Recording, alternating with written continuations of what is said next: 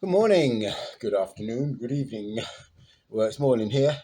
Um, it's a very rainy day today. Sun's come out. Yeah. Sunshine on a rainy day. Yes, the drought is broken. We've had one of the driest periods in England since the 1970s, and but it's all got back to normal again now. Woke up to floods and everything this morning in absolute rain. So what can we do on a rainy day in England? Well, we can sit at home and drink coffee. All right. Good morning. Yes.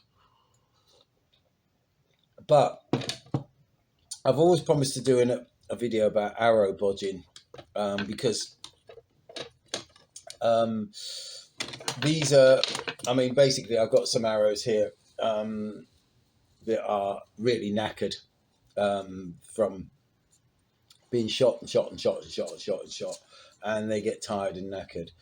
Now, when I buy my arrows, I buy them as long as I can get them.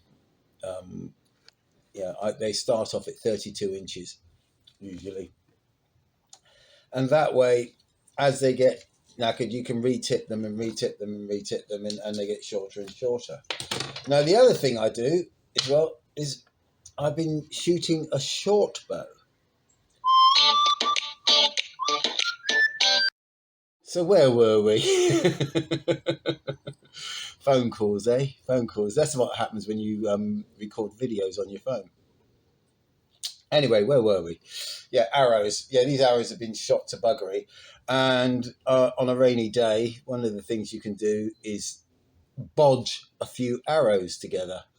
Now, as I said, I've got a short bow, so I can sort of like bring the arrows down, down, down, down, down. And I've got one bow that pulls to about 23 inches, which is not very far at all, actually. But I really do enjoy shooting it. Like, it's about 70 odd pounds, so it's really fucking tight.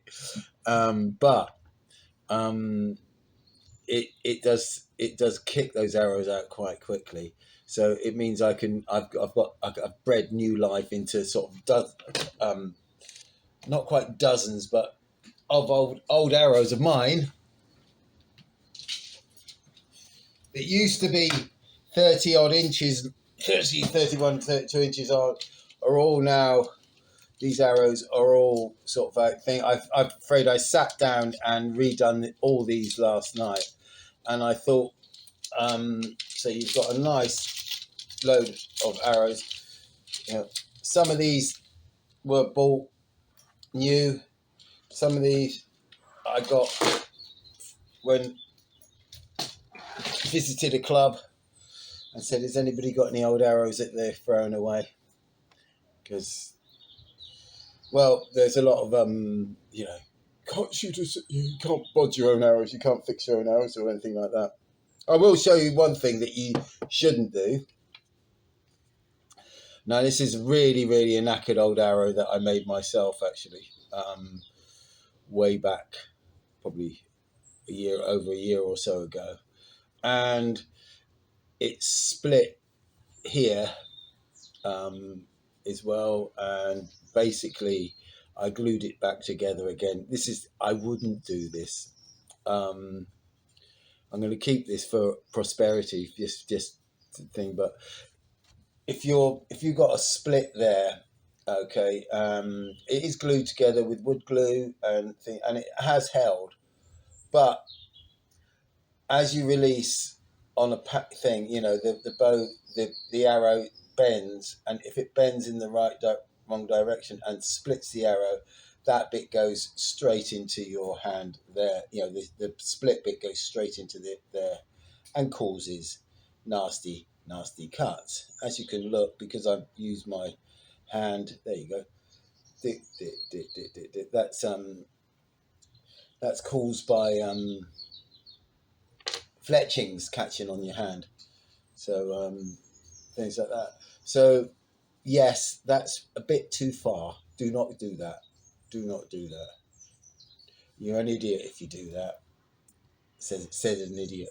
Right. Okay. So we have cheap wooden arrow here. That is only that little bit on there was, for some reason, I put that on because I wanted to do a depth test back in the day with it, with penetration. So I have a head that you can stick onto there. These heads have been used on several arrows. Okay, when they break off, they got wood inside them, and you've got glue and everything sort of holding the wood, and it's very difficult to get them out. Well, it's not really. Basically, heat, fire. You just put these in the fire and burn the wood out, and don't burn it out. You know, you can burn it all out if you want, you know, but don't have to burn it all out, because it burns from the outside in the inside of the wood thing. So you know, basically it charcoals and burns and turns into thing, and you can just tap it out very, very quickly, and you can quench the iron, quench it when it's still quite hot, while it's still about blue, and that keeps the temper on the metal, so it keeps them nice and hard. If you leave them to go cool after heating them right up and burning the wood out, and just leave them to cool down on the side, you will take all the temper out the steel, and they will become softer and they will blunt quicker. Okay, so quench. Okay, and basically you have to just bring your arrow down, shave this down, bit of glue, pop that in there, and away you go with that one, and that's all right. Okay, I'm going to put this arrowhead on there. Actually, it's going to have to shave that down a bit more. I'm going to put this arrowhead on there because it's much easier to remove. Anything with a little bit of a tail like that on there tears the hell out of your target boards. So those are going to be saved. I also have here, just to let you know, my tin with all the bits in it. And I buy these. You can buy these online, inserts that go into the end of your arrow tip. Okay, so you can screw into the tips. So we have one here. I can take them down to about 23, 24 inches. So if I cut this off, I usually use a hot glue gun, but because I'm not...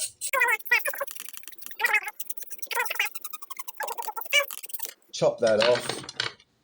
And you see where these things have been hit, they're hitting things with violence. They shatter up. They split up. That's what happens. And you can quite often recover the bits from your target mats, if you're using a target mat, to actually reuse. I mean, here's just bits that I've recovered that I haven't sort of got out yet. And I found a bit of a... I don't know where I found this from, but this is another bit that I didn't pick up or throw away. So the wonderful, wonderful, wonderful super glue. Just a dab on there. Rump. Just a tiny dab. Push that on there. Okay. And what I do then is put a dab. That will reinforce that. I put a dab on that. Just a dab of super glue. I usually use hot glue for this. The reason I use hot glue is because hot glue is easier, because all you have to do to remove anything is just warm the tip up. There we go. And all I've got to do is go through my tin and find a suitable head to screw into it. That one's still got some hot glue on it.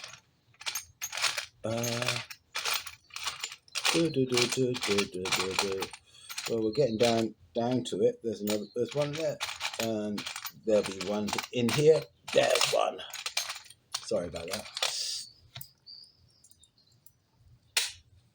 And so then, with your arrow tip chosen, you can just insert it and tie and screw it in.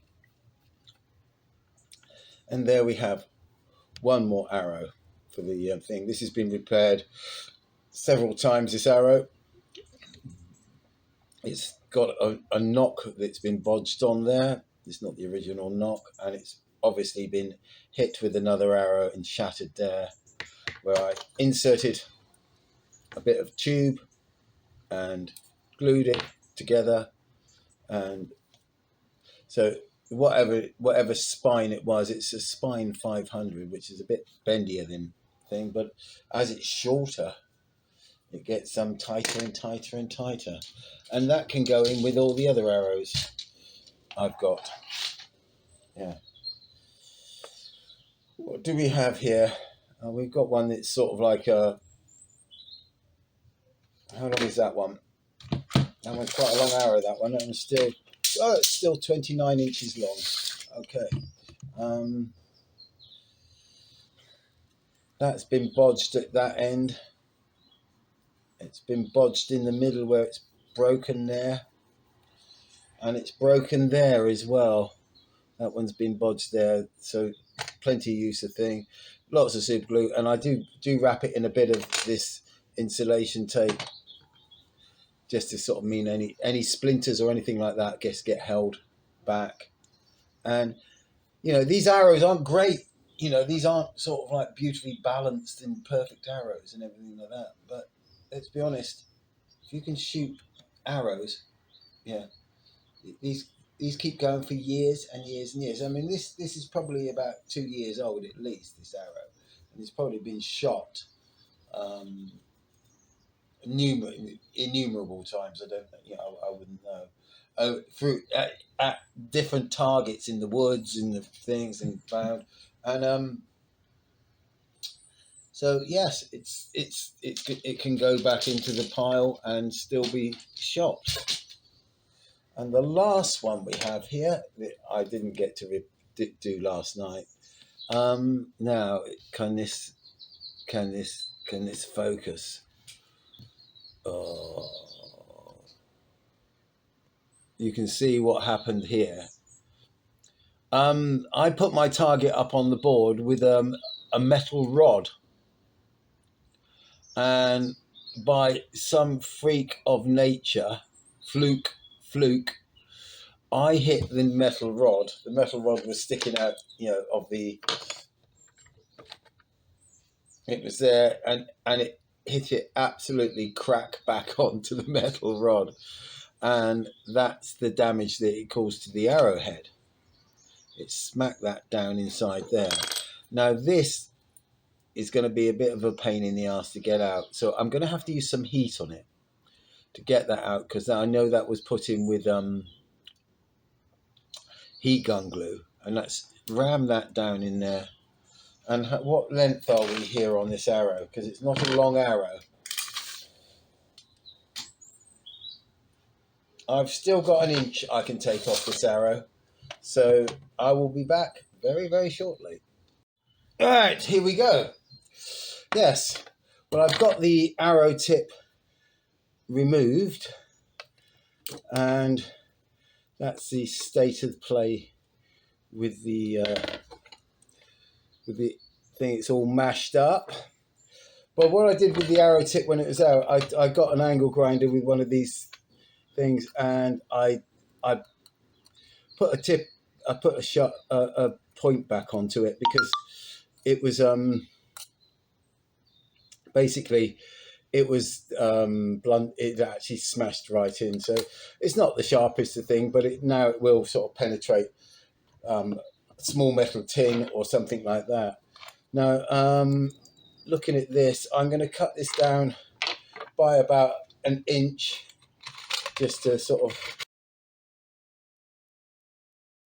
So it's a bit tidier there. It's not perfect by any means, but the wonders of super glue,